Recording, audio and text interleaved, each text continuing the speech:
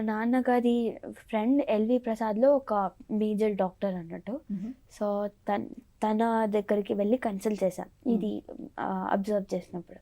So తనేమన్నారంటే ఇది మామూలుదే, just పుట్టుమచ్చ లాంటిదే. సో ఏమీ కంగారు పడాల్సిన అవసరం లేదు. ఇన్ కేస్ అది తీయించుకోవాలి, అది ఉండడం వల్ల అయితే ఏం ప్రాబ్లం లేదు. అది విషన్కి కూడా ఏం ప్రాబ్లం అవ్వదు కూడా. సో ఇన్ కేస్ అది తీయించుకోవాలి అనుకుంటే అది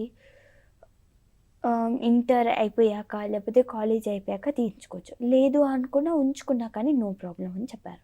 ఓకే. సో దాంతో విజన్కి అయితే ఏ ప్రాబ్లం లేదు. లేదు. ఒక్కసారి పైకి చూడు.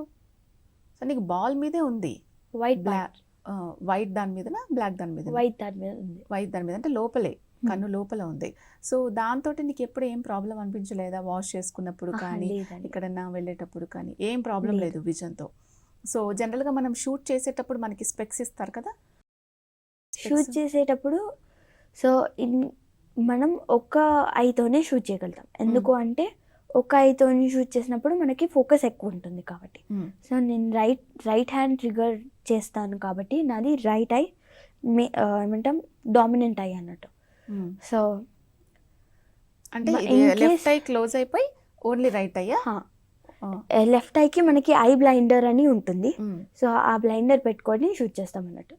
మనకి సైట్ ఉంటే అప్పుడు మనం అది లెన్స్ పెట్టుకొని షూట్ చేయవచ్చు. అంటే మనకి సైట్ ప్రాబ్లం ఉన్నా కూడా షూటర్ అవ్వచ్చు, నో ప్రాబ్లం, దానికి ఏం ప్రాబ్లం లేదనమాట.